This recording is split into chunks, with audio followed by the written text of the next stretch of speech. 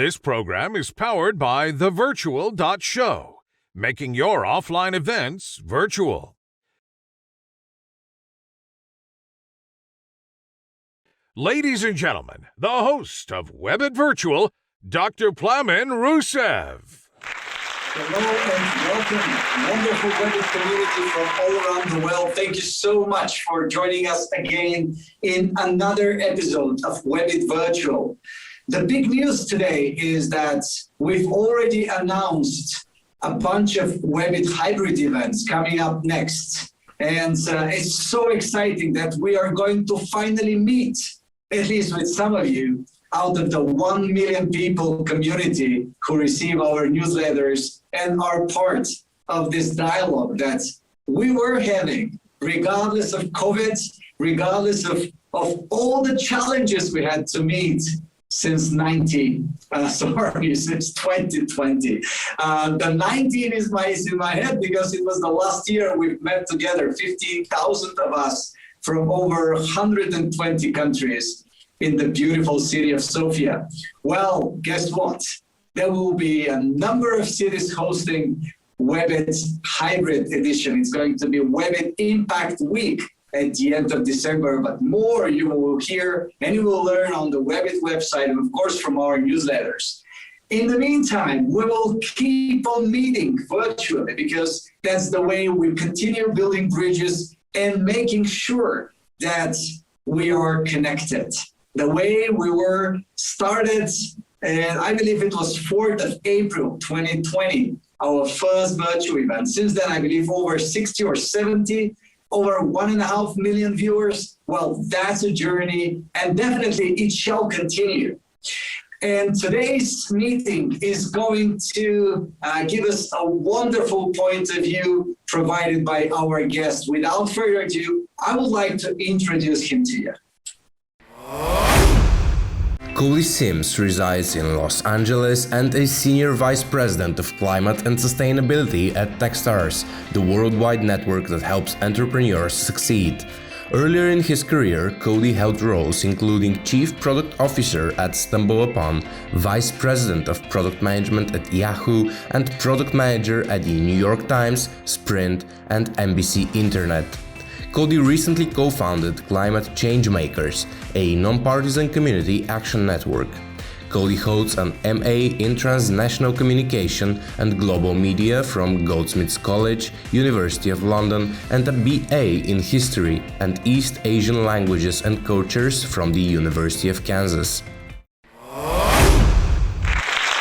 Cody, such a pleasure to have you with us. By the way, beard fits you very well. Thank you so much. Love being here. Appreciate you having me. It's definitely our pleasure and definitely opportunity for the wonderful WEBIT community from all around the world to tap into your vision, ideas, and experience you have. I prefer to spend my time there surfing the water rather than digging around in the sand. Similarly, you should spend your time executing your business rather than fiddling around with your product process or sweating about creating a perfect product roadmap.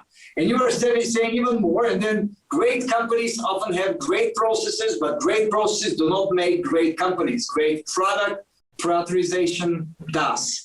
You said this, you see, I remember it. You said it on April 30th, 2021, just recently, Cody, and I love starting with this. Could you share more about your strategy and advice to stop planning and start prioritizing with our audience today? Yeah, absolutely. And thanks for highlighting that. That's actually an excerpt from the recent book that I co-authored together with a few current and former colleagues called Levers, the framework for building repeatability into your business. And that book contains 5 key workshops to help business builders figure out how to build a metrics-driven business that can get you to repeatability so that you're actually ensuring that the product and the company that you're building are business is a business that has trackable metrics and tangible results. And one of the key chapters in there, and the chapter that I co-authored, is all about product prioritization. The idea there is, we've all, I've been guilty, and I'm sure many of us have been guilty about building product roadmaps that I almost have spent more time making sure that the boxes are perfectly aligned on the page and make a nice PowerPoint slide than actually planning for what the features are that maybe make the most sense. And that's because we all get stuck in this trap of feature planning, of thinking about, here are the things I think we want to build into our product, as opposed to thinking about learning. And so I'm a big advocate for what I call a learning roadmap, which is less around laying out what features you want to develop by when, and thinking much more about what do you want to know about your customer or your business and by when, so that you can plan accordingly.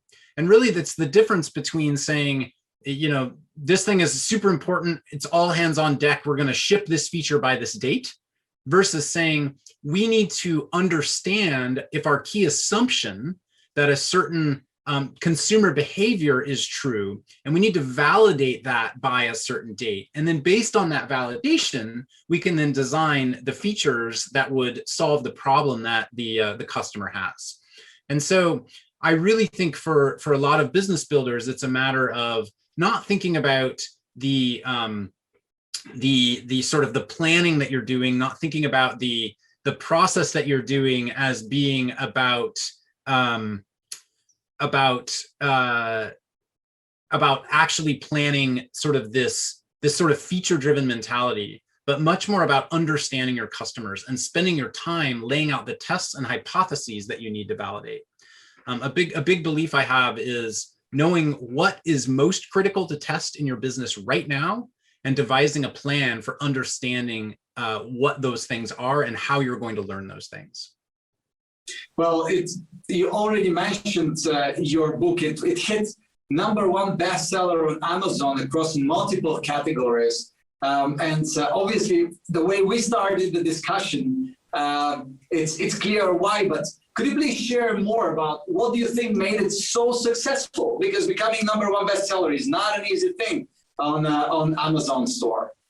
Yeah, thank you for asking that. What's unique about Levers is that it's a book you do rather than being a book you read. So it represents 5 very hands-on, tangible exercises with examples that help you do what we believe are really 5 key things in a business life cycle. The first is understand what we call your W3, which is who your customers are, what they're buying from you, not what you're selling, but what they're buying from you and why they're buying it. So we have a whole workshop to help you really get to the core of that. Then we have a whole workshop on what's called your revenue formula, which is how does your business actually make money, right? Thinking about what are the drivers and sub-drivers of the revenue engine of your business and turning it into an actual math equation that you can use to understand how your business becomes a real true business. Then the third thing is, the third workshop is that assumptions and hypotheses workshop that we just talked about, which is really helping you understand what are the key assumptions you have in your business and how do you create tests to validate those.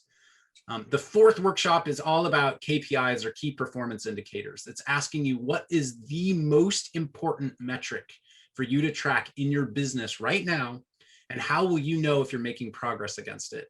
And then finally, the fifth is helping you build a full financial model for your business so that you aren't looking at 2 years ahead and wondering what your business might be, but actually you have a plan for what it could look like. And you have assumptions that you can use to toggle that plan as you learn more in actuality about what's working in your business. So it's these 5 key workshops that give you hands-on tools to build your business and do so in a way that helps you hit repeatability and allows you to be metrics driven as you continue to grow. Obviously, you know what you're talking about, right? Because you did this before you write the book, right? And then you made it #1 bestseller. So it's a good test ground for proving you're right. And let's go for only one personal question. We go back to business because we have all these great WEBIT community members out there today, most probably a lot of them among the entrepreneurs and startuppers and other ecosystem players. How did you get to start in tech in general? And how did you work your way to where you are currently? Well, thanks. My journey is very non-traditional. I actually started my journey way back in the late 1990s with a degree from undergrad in Chinese language and history. And I moved from Kansas, boy. What a start. I moved from Kansas, where I grew up in the Midwest of the US, to San Francisco to try to get a job using my Chinese language skills in the late 1990s. But China wasn't yet in the WTO. We were on the heels of the East Asian financial crisis of the late 90s. And believe it or not, there weren't a lot of jobs, using Chinese language skills back then. Plus, I didn't have really any other tangible skills other than that, being a 22-year-old kid. And why did you choose Chinese in the first place? Yeah, I mean, just as a kid growing up in the Midwest of the US, I wanted to experience something I didn't know anything about, and had a great opportunity to go travel and live in China a few times. I enrolled in a Chinese class kind of on a whim, and really loved it. It allowed me to see the world and go experience totally different cultures from what I was used to growing up, and really opened my eyes. And so then I moved to San Francisco trying to get a job using these skills, and accidentally fell into the .com boom. My very first job was with a pre-Google era search engine. And my job was actually finding websites on the internet and putting them into the search engine by hand, which is so crazy to think about now. But what it did is it taught the non-artificial intelligence back then, right? Totally. Yeah, like a human search algorithm. But probably the less glorified answer of that would have been data entry. But what it taught me was how the internet worked. I mean, I learned from the inside how the internet worked, and I also learned how startups worked. That company ended up getting acquired by NBC, the television network, which then merged it with another company, spun it out onto the NASDAQ as an IPO. It was a high-flying stock for a year or so, and then the .com crash happened. The stock went down to $2 and everyone got laid off. So it was just the craziest journey of the late 90s sort of boom and bust cycle of the first .com iteration. But that created a foundation for me at that company. After about 6 months of that web surfing job, I moved into a product management role, and then ended up spending about 15 years in product management, really as the entire notion of internet product management was becoming a thing. Product management had come really from the sort of shrink wrap software business, where your job was to make sure that your software was printed on a CD-ROM and put on a box and put on a truck so it could be sold in a big retail environment. And from the late 90s through the early 2000s, that practice shifted to building product online, building product for internet consumers, and being able to get immediate feedback from your customers on what it is that you're building. And so the whole notion of lean startup, agile, iterative product development, iterative product design, all really happened during my time while I was growing up in my career, from an individual contributor to a product executive at Yahoo and StumbleUpon. And so I learned a lot along the way of the right things to do, the right way to do things, very much the wrong way to do things. The example I used of building a slide that looks better on the page, but maybe doesn't represent what you really need to learn from your customers. Those are all mistakes I've made in my career over the years. And so, that was my experience. And it's been great to see, now product management in the internet is a very sought after type of role for lots of people. But at the time, it really was an undefined career path. And I've always been a big believer, and I think that's the entrepreneur in me, that the most exciting roles are the ones that don't exist yet. They're the ones you get to create as you go. I can't agree more. Being entrepreneur all my life, except for a few years back in the 1990s. I can't agree more. And supporting the ecosystem and making your way while helping others make their way around. That's what really matters and makes the difference, isn't it? But absolutely. What brought you to Techstars? Obviously, the WEBIT community is well aware of the impact that Techstars has globally. But what brought you there? What are the current most important projects you're working now in your company? Sure. So I started mentoring with startups in around 2011 or 2012. This was back when I was still at Yahoo and at StumbleUpon in sort of product leadership roles. And I knew that there were a lot of things happening outside of the walls of our companies that were interesting, and that I felt like I could lend my product experience to try to help. So I started working with other accelerators, a few locally in Los Angeles where I live, and then a friend of mine ended up becoming the managing director of Techstars Boulder. And so I started flying out to Boulder, spending time helping the companies in that Techstars program. And I just fell in love with it. I loved helping startups and helping them, try to take some of the lessons we talked about around how to validate your assumptions, how to figure out what are the key unknowns in your business and how to prioritize them. Because at the earliest of stages, those are the absolute most critical questions you have to figure out. I really do believe every CEO has to be a product-minded CEO to start. And it's a thing you can learn. So anyway, I spent time doing this, and next thing you knew, Techstars asked me if I wanted to open up Techstars' first office in LA. And so I said I did. And we launched our first accelerator here in 2013, which was with Disney. So I ran that program for 2 years, which was the Disney Accelerator powered by Techstars. We co-invested in 20 startups with Disney from 2013 to 2015. And then from there, moved into a new role as basically head of our North American accelerator footprint. So that afforded me the opportunity to meet and work with startups working on a whole host of different industry segments, right? My background had really been in consumer internet, but all of a sudden I was mentoring and engaging with our startups working on healthcare, or working on retail, or working on fintech, or working on IoT. And it just really helped me see a broader view of entrepreneurship and innovation and how many problems there were to solve. From there, I moved into a role as a partner on our venture team, so doing follow-on investing activity, and really learned the trade of being, a seed and Series A stage venture investor, doing board work with startups and really helping them as they continue to grow and scale their company. And then we actually ended up automating that function at Techstars. So we took what we were doing in investing and realized didn't make sense for a handful of us to be flying around the world trying to do our follow-on investment activity. We have this whole scaled platform. We have almost 50 accelerators around the world and 50 some managing directors around the world who are living and breathing with these startups every day. And so we took the data and insight and knowledge we have both from our built-in network, as well as information we get when rounds are coming together. And we actually turned that into an algorithm. So now our follow-on investment activity at Techstars post-accelerator is all something we do programmatically, and we do it from a data perspective, which obviated the need for me and my partners as humans to go fly around the world making investment decisions. And that freed us up to work on other things. And so at that time, I put my hand up and said, hey, I see the next decade ahead of us. The thing that is really going to drive and change the global economy is the race to solve for climate change and the need to build a more sustainable planet. It's a thing that affects almost every industry, right? It affects obviously energy, but it affects agriculture and food. It affects manufacturing. It affects obviously transportation and mobility. It affects construction in the built environment.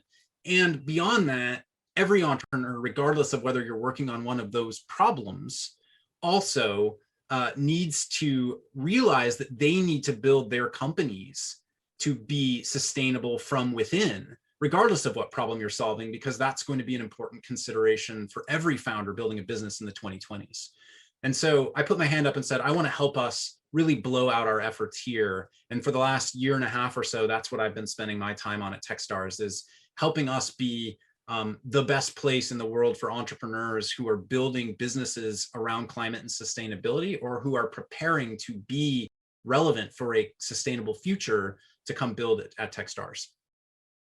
So what would be your advice for entrepreneurs and executives in navigating through this turbulent time? And turbulent times are coming, regardless of the expectations that there should be a very fast and very dynamic recovery. Others are predicting major challenges, particularly in the financial systems and others. So what's your take on that?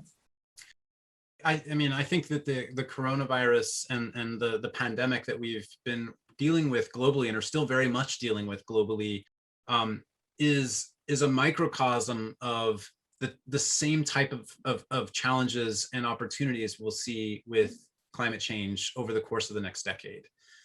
Let's not forget that the reason that climate change matters is one of planetary stability and one of human life. There are, currently there is about 1% of the Earth's surface that is too hot to live on, with temperatures like you experience when you're in the Sahara Desert. Like if you're outside for, not too long of a period of time, like it's unhealthy for you, or you may actually perish. Projections right now say that on our current path, by the year 2070, that will move to become 20% of the Earth's land surface. That's just, I can't think of anything more awful than that. That is millions or billions of people who live in places that all of a sudden they won't be able to survive just going outside, much less how to grow food, how to have access to clean water. And so that's why the ingenuity and creativity of entrepreneurs is needed now more than ever, is to reverse the effects that have been causing this and to rebuild aspects of our economy that cause this to continue to perpetuate today, so that we can mitigate that risk and bring that down. And so what that means is it's the challenge of a lifetime, but also the opportunity of a lifetime. There are going to absolutely be many, many who suffer from climate change. There already are. But there are also going to be people who build very successful and valuable businesses, making the world a better place for millions and billions of people. And so the other thing that's important there is this, I think, is our pathway out of what's been a rather exclusive industry. If you look at what's driven the global economy over the last 50 years, in the 70s and 80s, it was sort of the rise of institutional finance, which is a fairly closed industry, very closed industry. And then you look at what's driven the economy over the last 20 years, from the 1990s through the 2010s, and it's been mostly the rise of technology, which is a bit more democratized, but we all know that it's also been heavily driven by a handful of very large companies. And we've seen all of the statistics around how the startup industry is not very inclusive in terms of supporting underrepresented founders, people in places that are not currently considered tech hubs, et cetera. With climate change and sustainability, I think this challenge changes dramatically, because the solutions that need to happen, some of them are absolutely global scale problems that will be built out of large tech hubs and need mass amounts of talent. However, two things. One, the coronavirus has taught us that we can distribute talent. So we can have people all around the world working on these challenges together, collaborating, which is already happening in many communities around the world through Slack and other things. But two, the people who are facing the most extreme aspects of climate change, the ones living the problem, back to how we kicked off this conversation about learning what matters in your business or your product. The people living the experiences of climate change are the ones feeling these problems firsthand and are going to be able to solve these problems in their communities locally. So it's these underrepresented entrepreneurs in places around the world that maybe haven't been thought of as innovation hubs before are going to be incredibly critical to solving and building a more resilient planet as we combat climate change, both in terms of trying to mitigate its causes, but also in trying to adapt and deal with the fact that the world is changing around us regardless. Cody, we should be having hopefully a lot of discussions around this also as part of the WEBIT Impact Week. And when we come back, we shall be discussing the net zero strategy and what makes and could make successful achievement and advancement in the area of building sustainability resilience projects. But this will happen immediately after the break. The Virtual Show, the only one-stop shop event virtualization platform, bringing together hundreds of thousands of people by virtualizing human interactions. Fully customizable lobbies, conference halls, exhibitions, networking lounges with one-to-one, one-to-many meetings, group workshops, resources, help desks, and so much more, such as unparalleled content production like no other in the world. The Virtual Show, Transform your virtual experience today. This program is powered by thevirtual.show, making your offline events virtual.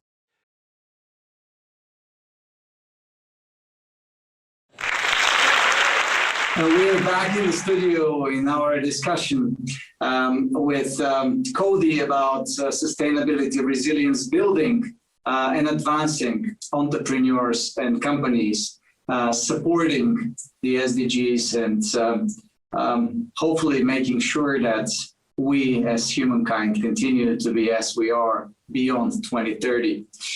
Cody, if we go back to track, we were discussing how Techstars is in your face, is supporting in your team, supporting entrepreneurs in advancing their projects and their companies.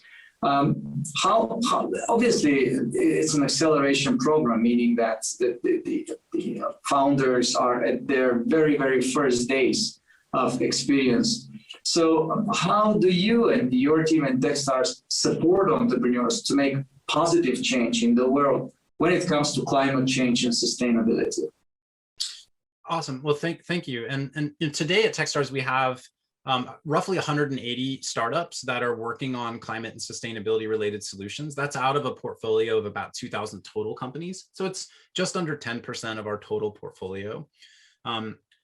We today have 6 accelerator programs that very much touch on these subjects. We have programs ranging from Techstars Sustainability Accelerator with the Nature Conservancy that's focused on nature-based solutions to carbon sinks and clean water and land use. We have Techstars Energy Accelerator in Oslo that's in partnership with Equinor, very much focused on alternative energy, how renewable energy gets scaled and rolled out. We have Techstars Farm to Fork, which is with Cargill and Ecolab, that's in Minneapolis. So that focuses on startups working in food and ag tech, and in particular, how we build a more sustainable food economy that can continue to feed the world and do so in a way that helps the planet continue to thrive. We have another energy program in Birmingham, Alabama with Alabama Power, focused on grid scale utilization. And then we have a deep tech accelerator in Indianapolis, Indiana with the Heritage Group, focused all on hard material science and waste reuse. And finally, a manufacturing and a supply chain and additive manufacturing program in Hartford, Connecticut with Stanley Black & Decker. And beyond that, we have dozens of entrepreneurs joining our programs around the world that are working on these solutions that may be joining something like Techstars Berlin or Techstars Seattle, or other programs that maybe don't have as much of a direct theme. Across those, we're working right now to roll out more ESG related programming for all of our founders so that, again, we can support all entrepreneurs on their journey to be more sustainable and build businesses for the future.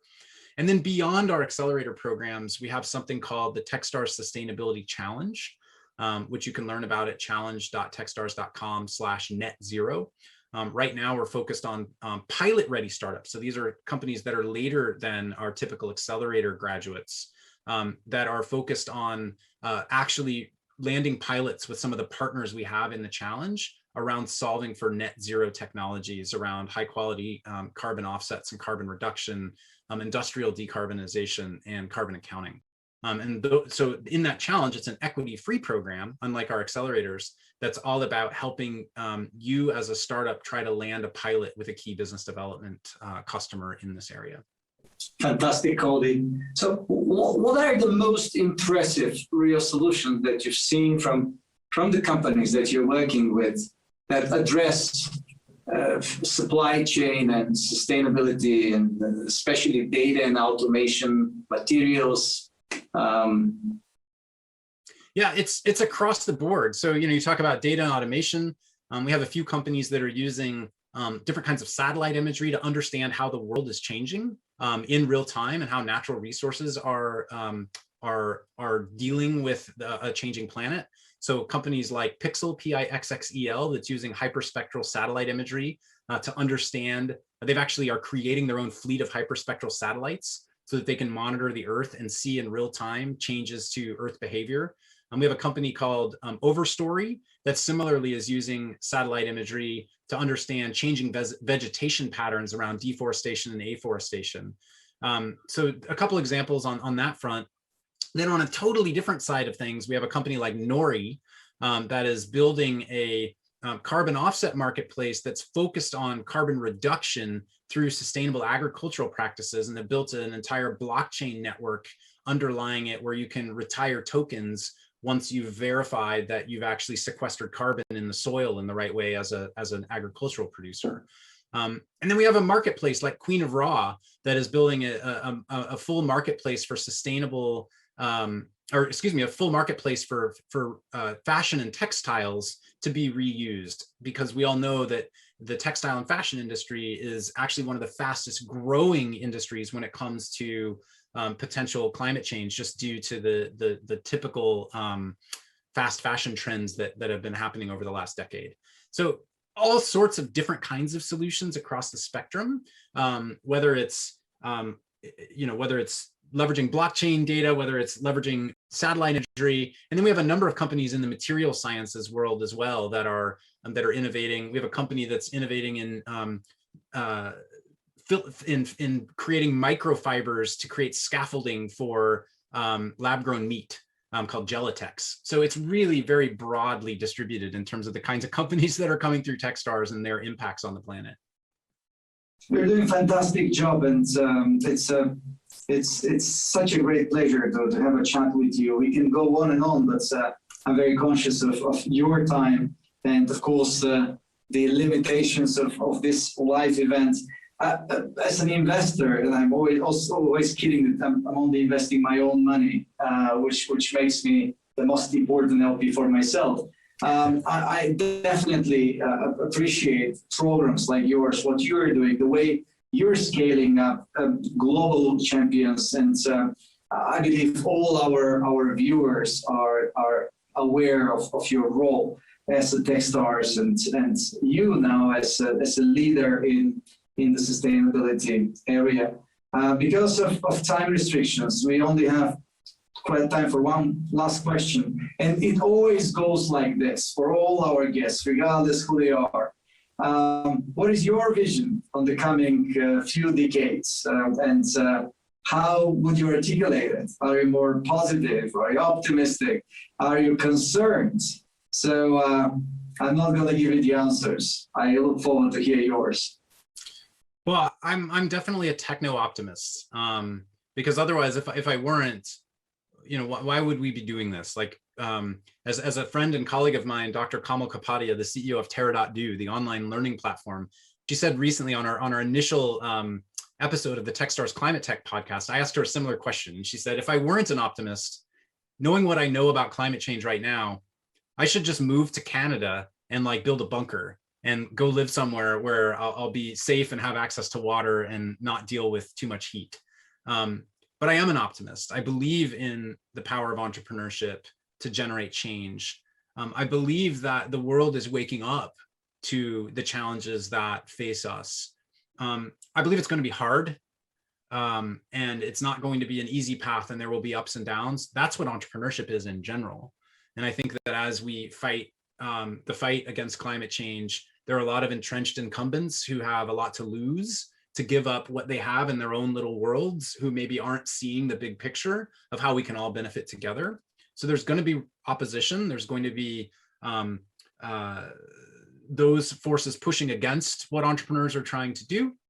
But I think collectively, I have faith in humanity to work together to solve these problems. And I have faith that we'll do it in a more inclusive way than we've done it before.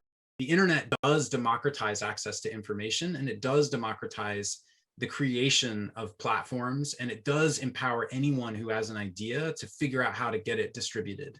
I mean, even back to when Amazon first launched, think about what retail environments were like 20 years ago. You had your own little store that you could sell to anyone who could get within foot distance of your store. Today, you can set up a store anywhere in the world and sell to anyone in the world.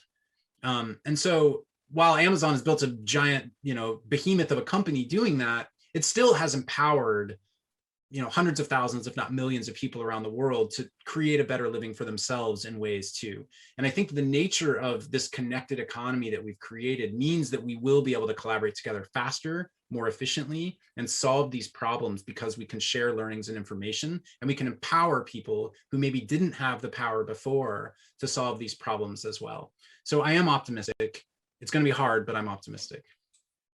Thank you so much, Cody. It was such a pleasure to have you with us. It's funny, you mentioned going to Canada. Others think of going to Siberia, and less than 100 years ago, they were sending people over there to die. Now we are looking at this place as an opportunity to grow and to continue. So yeah, interesting times.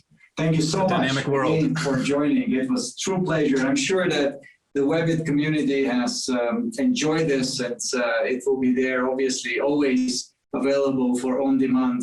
Thank you so much for all of you who joined us today. And I look forward to meet again next Tuesday, and then again next Tuesday. And then after a couple of Tuesdays more, it will be December. And then we'll be all together with a number of locations around the world for WEBIT Impact Week. Until then, stay safe. Make sure you are the best version of yourselves every second of your life, and definitely enjoy life as much as possible. Thank you so much, Cody. Thanks again for being with us, and we'll see you soon. Bye.